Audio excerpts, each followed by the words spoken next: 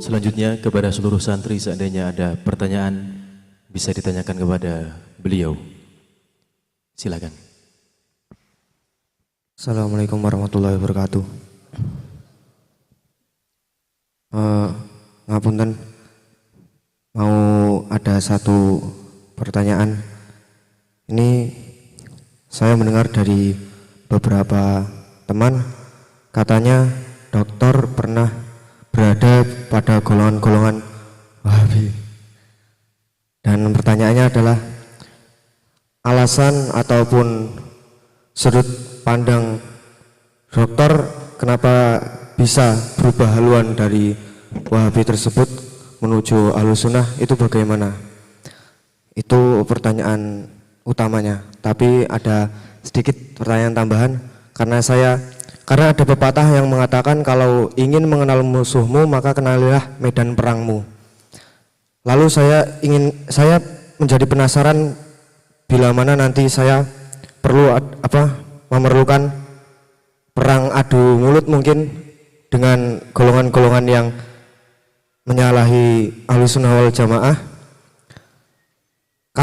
Saya perlu tahu medan perang saya, yang mana begini. Bagaimana sudut pandang Wahabi tentang Ahlussunnah hingga mereka banyak menyalahkan Ahlussunnah? Demikian pertanyaan saya, dokter. Terima kasih. Atas nama siapa? Atas nama Fikri Muh Ansor. Fikri Muh Ansor. Kelas 2 Ulia A, anak Pak Habibullah. 2 Ulia A, putranya Pak Habibullah. Terima kasih Buya. Untuk pertanyaannya, dari Kalimantan Tengah, Pangkalan Bun, Kecamatan Pangkalan Lada. terima kasih untuk Kamu kesini pakai renang ya? Iya, renang. Ya, langsung dijawab. Alhamdulillah saya dulu pernah ikut, Allah takdirkan ikut kajian-kajian Salafi Wahabi. Karena mencari, dan lucunya itu setelah khalwat Pak Kiai. Saya khalwat umur 13 tahun, setelah itu baru kemudian mengenal. Kenapa kemudian saya ikut? Satu hal yang menarik dari kelompok Salafi Wahabi itu adalah ilmu hadis. Itu yang menarik. Ini yang banyak orang-orang santri-santri kemudian mengira, oh ini yang benar Ahlussunnah yang begini nih.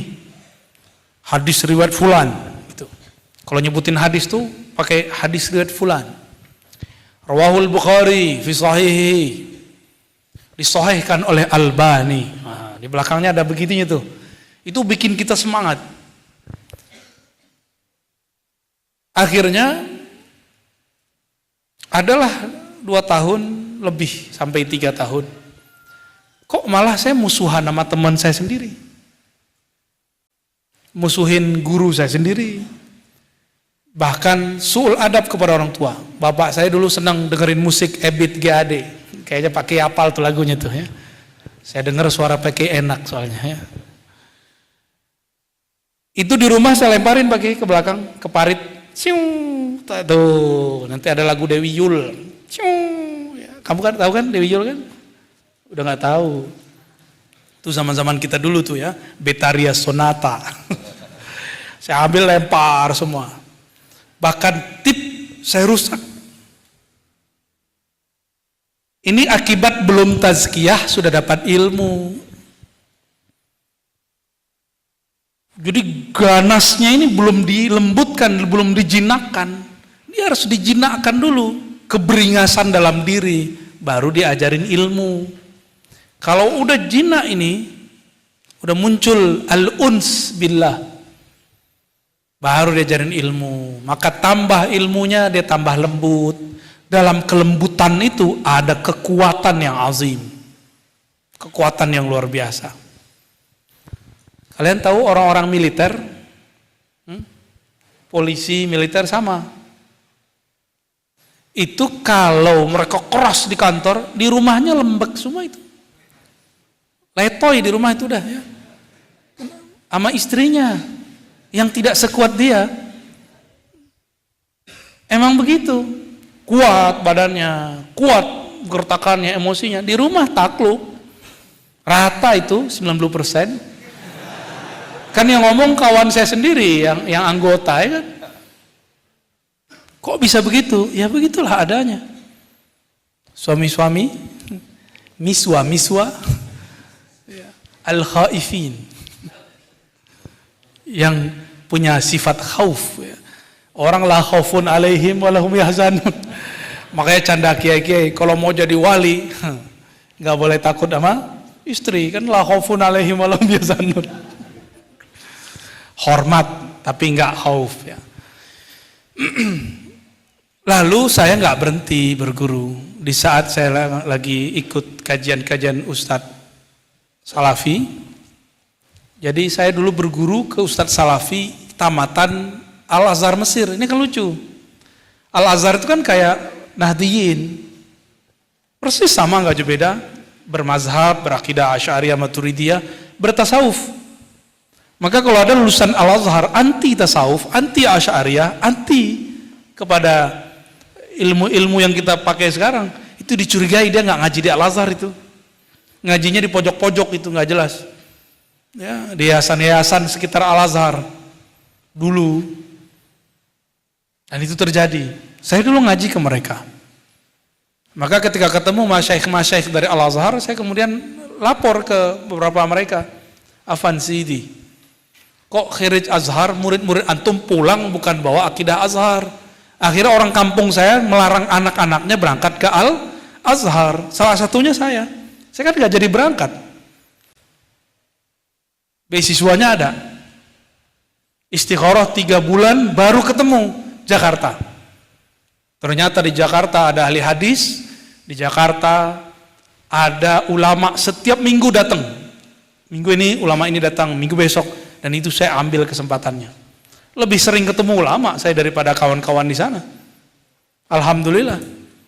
Kawan saya pulang-pulang bisa bahasa Jawa. Orang Padang bisa bahasa Jawa. Bisa bahasa Bugis. Saya tanya, kamu kursus di mana? Di Kairo. Cakep tuh ya. Inna fi dzalika laayatin lil alimin. Dia ngamalin ayat itu kayaknya. Surat Rum. Sesungguhnya dalam perbedaan bahasa dan warna ada tanda-tanda bagi orang yang alim. Dia alim banyak bahasa. Bahasa Jawa, bahasa Melayu, bahasa Indonesia, bahasa Arab, pasti kan? Lumayan. 4 bahasa pulang-pulang. Maka kemudian di Mesir, di Al-Azhar ada peraturan ketahuan ngaji di luar Al-Azhar, DO. Ya, beberapa mahasiswa sudah ada yang bahkan dikeluarkan kalau terindikasi ikut aliran terlarang. Ada beberapa sahabat kita dilarang ke suatu tempat di Samanut, datang dia ke sana, ditangkap sama surtohnya, polisnya, askarnya. Ada yang stres, ada yang nggak lanjut kuliah, ada yang lanjut. Kasihan, ya, kasihan. Tapi saya ingat Gus Dur Pak Kiai. Gus Dur nyampe di Al-Azhar malah main-main. Kata beliau, kitab yang dibaca di ruak, yang dibaca di kampus sama aja. Di ruak itu kayak ginilah kira-kira, masing-masing pojoknya ada kiainya. Yang dipelajari kitab apa? Ujurumiyah, Sanusiyah, Fathul Mu'in, itu yang dipelajari di sono. Hasyiahnya Zakaria Al-Ansari, hasyiahnya Ibnu Hajar Al-Asqalani, Al-Haytami. Itu mereka belajar kitab-kitab itu, dan kitab itu sudah selesai semua. Gus Dur waktu di Jawa. Jadi kitab yang kalian pelajari di sini nggak kalah keren dengan yang dibaca di Timur Tengah. Maka menurut saya pesantren cukup buat Mahat Ali, santri-santri masuk Mahat Ali aja, nggak usah keluar. Ilmunya orisinal, sanadnya jelas. Cuma kan santri orangnya nggak puas ya, alasannya ikut Imam Syafi'i pindah kota. Ya jalan-jalan, ya nggak apa-apa juga sih. Dengan semangat mendengar dari banyak guru, saya kemudian ketemu lagi guru-guru yang membimbing kepada yang baik. Jadi saya nggak punya satu ustadz, ustadznya lebih dari 5. Malam ini dengan kiai ini, malam. Saya dulu kan nggak nyantri kayak kalian. Dulu ngalong, tahu ngalong kan? Pulang-pulang jam 2, pulang-pulang jam 1, kadang-kadang pulangnya esok pagi. Tidur dulu di surau. Di situ saya belajar thoriqat, belajar kitab Al-Hikam. Ya. Dulu masih ada, di kampung saya dulu masih ada. Belajar ilmu-ilmu ma'rifat. Dulu kita di surau-surau. Sekarang kiainya sudah meninggal, buya-buyanya sudah meninggal. Jadi saya dikasih gelar buya itu dari sana. Jadi itu bukan buat-buat sendiri. Dapat ijazahnya begitu. Seharusnya buya orangnya udah kayak beliau kan. Ya rambutnya sudah berwarna gitu ya. Berjenggotnya sudah separuhnya putih, separuhnya hitam. Seharusnya kan begitu. Tapi kalau di tempat saya enggak. Orang dapat ijazah dia boleh dipanggil buya, syekh, mursyid. Ternyata manhajnya sama dengan Pak Kiai. Kalau murid sudah mandiri dan dibutuhkan, maka diberikan ijazah. Begitu. Beda dengan di Jawa Barat ya, di Jawa Barat agak ketat sedikit. Taib. Jadi berguru yang banyak, jangan punya satu guru. Al-isnad minad din, berguru bersanad bagian dari agama. Semakin banyak guru, semakin banyak yang menghubungkan kita kepada Rasulullah SAW. Ya, jadi guru saya banyak dulu. Dari banyak guru inilah kemudian berkecamuk di sini, lalu saya sujud kepada Allah. Ya Allah, aku sudah stres. Ustadz ini beda dengan ustadz ini. Ustadz fulan beda dengan ustadz fulan. Saling jelek menjelekkan. Bahkan dibuat ijtima antara beberapa ustadz. Si ustadz yang A ngomong, kalau dia ada saya nggak datang. Itu bikin saya stres melihat kok orang Islam begitu ya. Mursyid anti dengan mursyid yang lain. Kiai buya menyerang buya yang lain. Saya doa, ya Allah pertemukan aku dengan orang yang mempertemukan aku dengan hadis-hadis Nabi. Udah itu aja. Tiba-tiba dalam 3 bulan, yang tadinya mau berangkat, udah mau berangkat itu ke Mesir. Dananya sudah ada semua. Bukan berarti Mesir jelek, enggak. Tapi mungkin itu baik untuk teman saya, enggak baik untuk saya. Karena masih labil. Anak-anak NU kalau ke Kairo kan tambah bagus aswajanya. Jadi kuburiyun alfa marrah ya. Kubur aja tuh, kubur Ibnu Athaillah, kubur Imam Syafi'i, kubur Sayyidina Al-Husain. Jadi kalau ada orang NU ke Kairo, panen dia tiap hari ya. Panen kuburan. Saya ini nggak senang ziarah kubur dulu, baru senang ziarah kubur setelah berthariqah yang serius. Baru ngerti, dulu itu kita gaya. Kubur nih 100 meter, kita nggak ziarah, cuma bilang, kita ziarah dari sini saja. Gaya bener Pak Kiai. Kayak kasyaf aja kan. Kita ziarah dari sini, merem sebentar, Al-Fatihah. Gaya. Kayak beneran aja ya. Gitu ya, berguru yang banyak dek. Jangan satu guru, jangan satu kiai. Ya. Tapi kalau mursyid cukup satu. Selesai tarbiyah dengan beliau, kalau sudah diijazahkan mau nambah lagi boleh tambah yang lain. Tapi selesai dulu satu. Jangan belum nanggung di sini udah pindah lagi. Sama kayak orang mau kelas 6 baru kelas 5 pindah lagi. Sama kiai di sana kamu kelas 5 lagi. Mau selesai terus pindah lagi. Akhirnya cerita kemana-mana, saya banyak thariqat tapi nggak ada satupun yang selesai. Saya banyak kiai tapi nggak ada satupun yang mateng. Nah itu nggak baik. Khuz min kulli syaikhin, ambil dari semua guru, lakinnal mursyid wahidun. Tapi mursyid cukup satu. Biar kalau zikir fokusnya satu. Ya. Yang kedua tadi apa? Udah ke bawah airnya.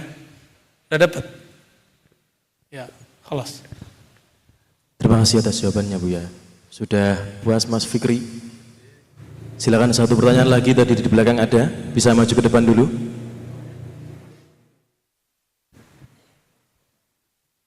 Bisa sebutkan nama, alamat, kelas dan mustahiknya.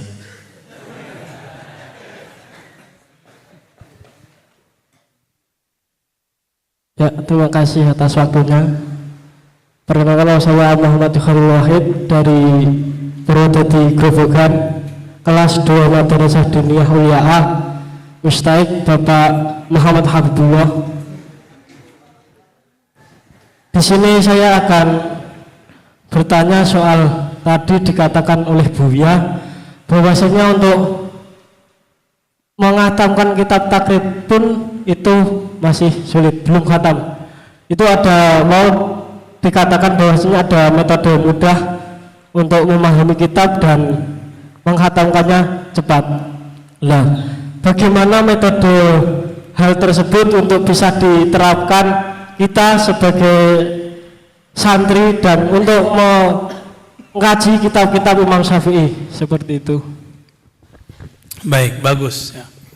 Metode untuk membaca kitab, mengkaji kitab, kalau ulama-ulama di Mekah, Madinah dulu sampai ke Mesir masih dijaga, itu ada metode yang kita pakai waktu bulan puasa. Apa namanya? Baca aja gitu ya. Itu untuk ngambil berkah. Itu namanya tabarruk. Lalu yang kedua ada namanya tafaqquh. Jika ingin menjadi orang yang dapat keberkahan, cukup khatam-khataman. Baca dari awal sampai akhir, baca aja nggak ada penjelasan. Itu cukup dengan majelis Ramadan, Rajaban ya. Di sini masih jalan pakai? Alhamdulillah. Tapi biasanya santri-santri tidur. Nih saya lihat mukanya muka tidur kalau pas lagi. Ya, kelihatan muka antum tuh ya, wajah-wajah. Kepalanya keberatan kitab. Ada metode tafaqquh. Tafaqquh ini metode taklim yang standar, yaitu transfer pemahaman guru memahami baca kitab kepada murid. Bagaimana caranya supaya khatam jangan terpecahkan konsentrasinya oleh hasyiyah? Maka kurikulumnya harus dibuat sebelum masuk. Walaupun kita nih dulu diajar nggak perlu pakai kurikulum, tapi si guru harus membuat target di dirinya sendiri. 2-3 pertemuan khatam. Jangan kemudian pakai euforia. Saya bisa menjelaskan satu baris 20 hari. Ya, ente hebat, tapi santri nggak butuh begituan. Ya, pusing kan antum satu baris 20 hari. Sotoy namanya ya. Sok tahu. Enggak masanya begitu. Kalau mubtadi, pemula cukup mengerti teks dan maknanya. Syukur-syukur hafal. Itu yang mubtadi, mengerti teks dan maknanya udah selesai. Maka mesti khatam. Ya. Dan untuk pemula, kalau fikih belajarnya mesti pakai contoh. Jadi ustadz ketika masuk ke bab thaharah harus langsung ada air di depan. Cara wudhu ala kitab ini gitu. Biar musalsal cara wudhunya. Sholat jangan cuma duduk-duduk doang. Akhirnya banyak santri sholatnya nggak bener. Takbirnya berulang-ulang. Orang udah walat dolin ini ulang lagi takbirnya. Kita udah malu ruku ulang lagi takbirnya. Berarti nggak bener cara ngajinya. Ya. Maaf kalau para ustadz ada yang begitu nih ya. Berarti waktu kecilnya tazkiyahnya belum selesai. Dia takbir penuh dengan waham dan syak. Ini disindir keras oleh Syekh Al-Akbar, As-Sufi Al-Kabir, Al-Imam Ibn Arabi, qaddasallahu sirrahu.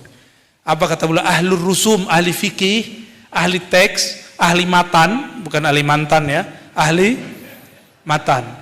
Itu kalau takbir berulang-ulang karena syak di hatinya. Enggak, jangan. Masalah terima diterima urusan Allah, kita takbir aja. Emang dengan ulang takbir jadi khusyuk kan? Enggak juga. Ya. Yang paling repot kalau dia imam. Imam sholatnya sirri. Kita ikut nih takbir pertama Allahu Akbar. Tahu-tahu di tengah dia ulang takbir. Kita ikut takbir yang mana?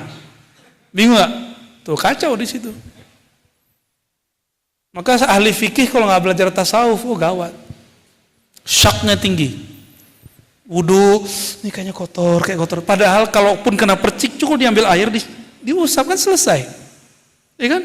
Mudah kok belajar fikih itu. Sangat-sangat mudah. Cuma kan kita nggak membacanya utuh, membacanya versi hasyiah. Jadi mohon maaf nih kalau udah jadi mahasiswa ada istilahnya. Ini generasi hasyiah, bukan generasi matan. Imam Syafi'i itu generasi matan. Masa itu seharusnya sudah lewat. Kita sekarang generasinya sudah 5G. Ya, 5G itu dapat kitab, nggak perlu nyebrang ke Baghdad lagi. Cukup buka Play Store, keluar kitab-kitabnya. Ya, mau nggak bisa ketemu Syekh dari Kairo, buka Zoom, ketemu gurunya. Ilmu zahir udah secanggih itu, kok masih saklek? Ya, nggak boleh saklek. Wasail mutaghayyirah hatta yaumil qiyamah, lakinnal maqasid la tataghayyar. Wasail media cara boleh berubah, yang penting maksudnya sampai. Contoh nih di Jawa Tengah yang bagian apa tuh yang ada Amsilati, Jepara kan bagus tuh. Pati, Alfiyah disari-sarikan, Ujurumiyah disarikan jadi Amsilati, itu bagus.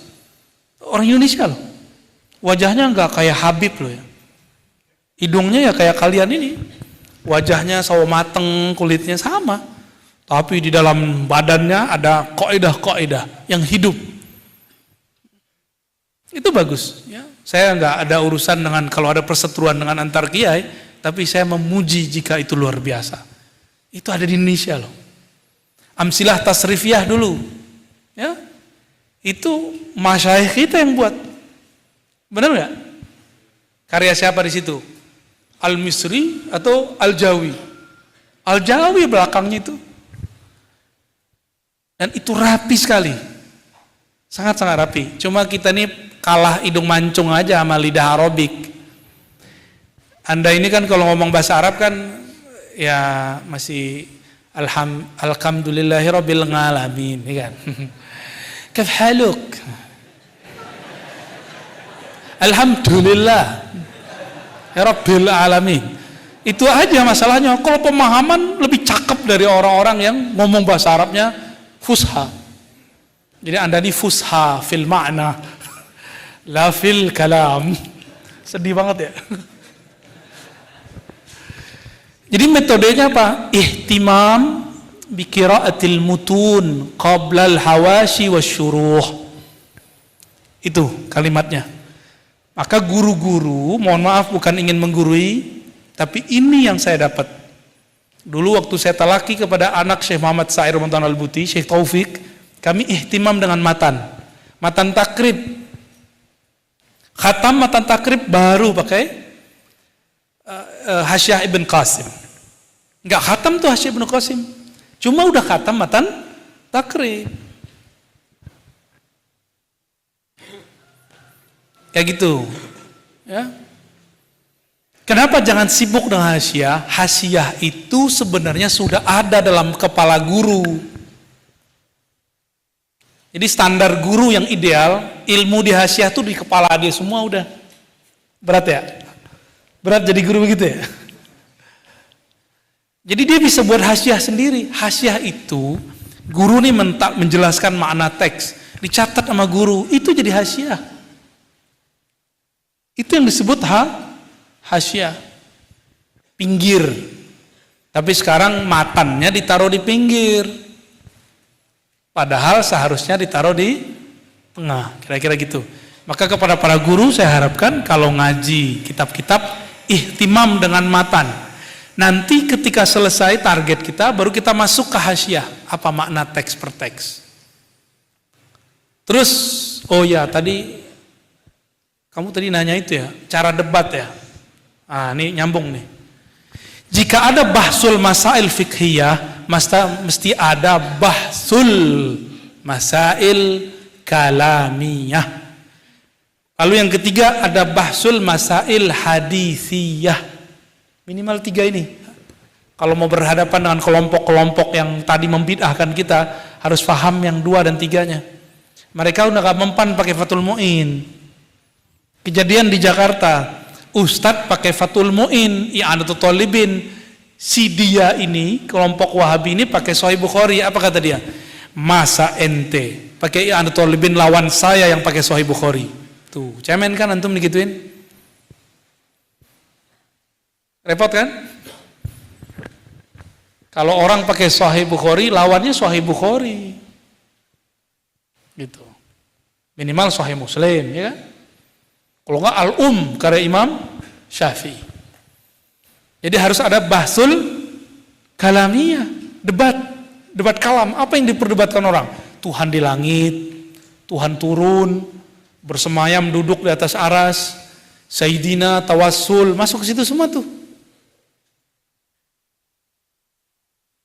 Ada bahsul kalamiyah ini, bisa juga nanti bahsul tasawuf, bahsul masail sufiyah. Di Timur Tengah jadi kitab itu. Saya udah temu ada 2 kitab khusus tentang hasil bahsul masail mereka. Apalagi beliau ini seorang mursyid, pasti ditanya orang dalil robitoh, tawasul, kenapa talqin begini, itu ada semua. Maka bahsul masail ini rumah besar, di bawahnya harus ada sub-sub. Siap buat itu? Hah? Di sini ada bahsul masail? Bahsul masailnya sekarang dibuat cabang-cabang. Ada ya mungkin pimpinan basail fikhiyah, maka dia takhusus fikih. Ada bahsul masail kalam, dia menguasai kitab-kitab yang tadi, kitab akidah tadi, ya usuluddin. Bahkan dia membaca karya-karya Wahabi. Kalau perlu kita buat daurahnya di sini, ya. Di mana nih akidah mereka nih menyimpangnya di mana, ya? Nanti kita unjukin atu-atu. Insya nggak tahu kapannya, wallahu a'lam bishawab. Bahsul masail sufiyah. Wah, itu banyak kitab yang bisa dibaca. Maka muncullah nanti orang-orang yang siap menjadi tentara-tentara, singa-singa ahlus sunnah wal. Nggak perlu ke luar negeri antum mau hebat. Coba orang-orang hebat yang terkenal di Indonesia dari dulu siapa aja? A'agim, ya. A'agim elektro, nggak tamat lagi. Ngaji hikam. Ustadz Arifin Ilham, ahli zikir. Kiai-kiai ikut sama dia. Kiai-kiai yang jago baca kitab, ikut zikir sama Ustadz Arifin. Itu di pesantren nggak selesai. Pindah ke pesantren yang lain. Darul Rahman atau di mana dulu. Tapi Allah berkahi dia. Ternyata guru dia dulu ayah teman saya.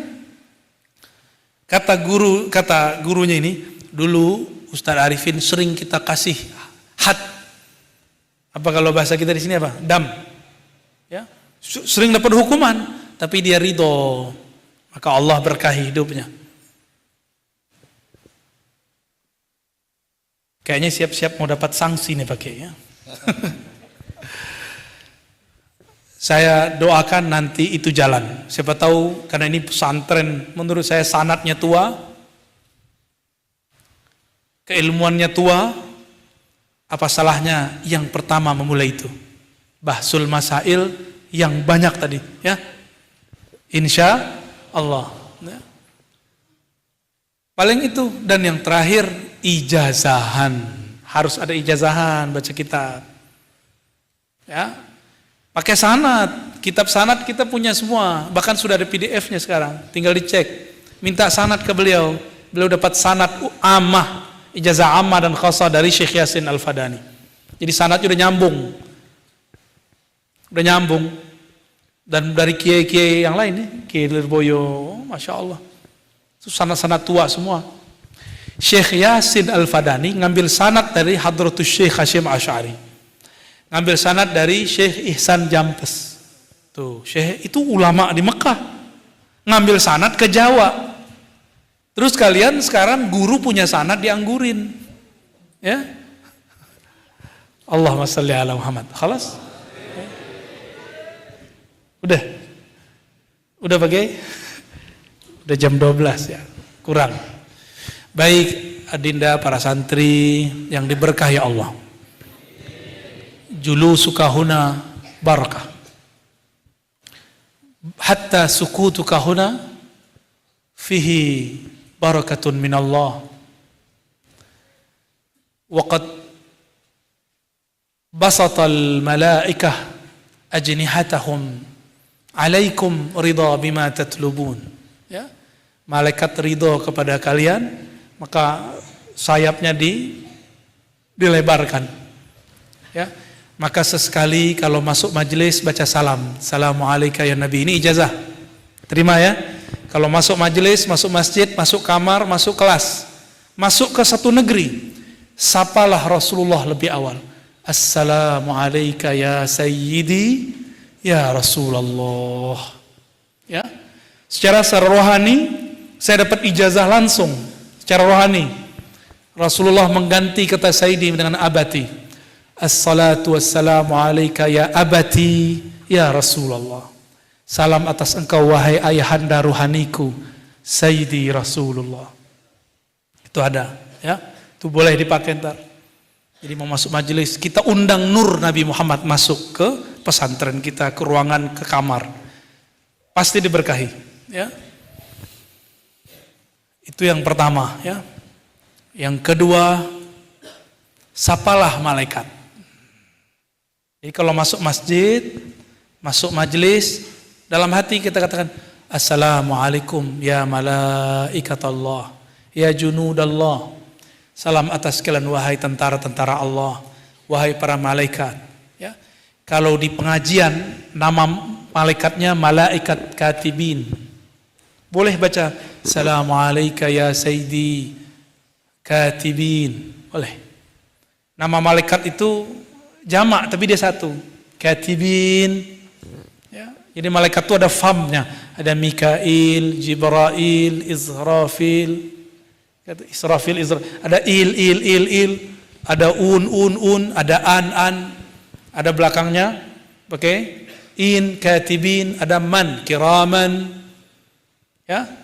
Jadi boleh baca. Ini 2 ijazah, ya. Ketika masuk satu majelis, baca salam kepada baginda Rasul sallallahu alaihi wasallam. Yang kedua, sapalah malaikat katibin. Ya. Kalau umum boleh, assalamualaikum ya malaikah, ya junudallah. Lalu kirim Fatihah untuk mereka. Al-Fatihah. Kenapa saya sampaikan itu? Karena dalam hadis Nabi dikatakan nanti di akhirat ada syafaat dari Rasulullah, ada dari malaikat dan orang soleh. 3. Dari Rasulullah disebut syafaat uzma. Dari malaikat syafaat ridho. Dari ulama syafaat berguru. Ajastukum kama ajazani masyayikhi. Al-Fatihah. A'udzubillahi minasy syaitonir rajim. Siratal ladzina an'amta 'alaihim ghairil maghdubi 'alaihim. Allahumma ya Rahmanir Rahim, ya Karim, ya Azim, ya Ghaffar, ya Ghafur, ya Sami', ya Alim, ya Alim, ya Alim, ya Sami', ya Basir, ya man huwa alimun bi dzati sudurina. Shalli ala habibina Sayyidina Muhammad. Ya Allah yang Maha mengetahui isi hati kami, yang mengetahui isi semua hajat kami. Faqdi hawaijana, tunaikan semua hajat kami. Muliakan guru-guru kami, ampuni orang tua kami. Muliakan siapapun yang belajar di tempat ini. Allahumma faqihna fid din wa 'allimna ta'wil. Ya Allah, berikan pemahaman yang kuat masalah agama Engkau siapapun yang belajar di tempat ini, siapapun yang mengajar di tempat ini. Wa 'allimhum ya Rabbana at-ta'wil. Allahumma ya muqallibal qulub, wahai yang membolak-balik hati kami, yang menaik turunkan iman kami, berikan kami ma'rifat yang tetap di kalbu kami. Wa tawaffana ala dinik, dan wafatkan kami husnul khatimah dalam agama. Allahumma ya muhawwilal ahwal, hawwil ahwalana ila ahsanil ahwal. Ya Allah, rubahlah keadaan kami menjadi lebih baik. Hari ini lebih baik dari hari sebelumnya. Warzuqna husna zanni bika ya Rabb, dan berikanlah kami satu amal qalbu ya Allah, yaitu husnuzan kepada Engkau. Allahumma inna nas'aluka ridhaka wal jannah. Ya Allah, berikan kami keridhaan Engkau dan berikan kami pertemuan dengan Rasulmu di surgamu. Wa na'udzubika ya Rabbana min bughdika wa sukhtika ya Rabbal alamin. Lindungi kami dari kemurkaanmu, dari ketidakridhaanmu, baik di dunia ataupun di akhirat ya Allah. Allahumma arifna aqrabat tariq ilaik.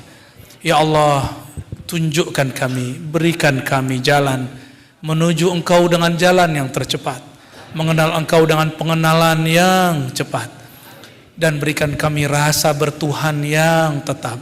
Rabbana atina fid dunya hasanah wa fil akhirati hasanah wa qina adzabannar. Wa sallallahu ala sayyidil wujud sayyidil kaunain sayyidina Ahmad sayyidina Muhammad wal ali wal mahdi khalifati wa sallim walhamdulillahi rabbil alamin. Subhanakallahumma wa asyhadu an la ilaha illa anta astaghfiruka wa atubu ilaik. Mohon maaf salah kurangnya, mohon maaf Pak Kiai, para guru. Assalamualaikum warahmatullahi wabarakatuh.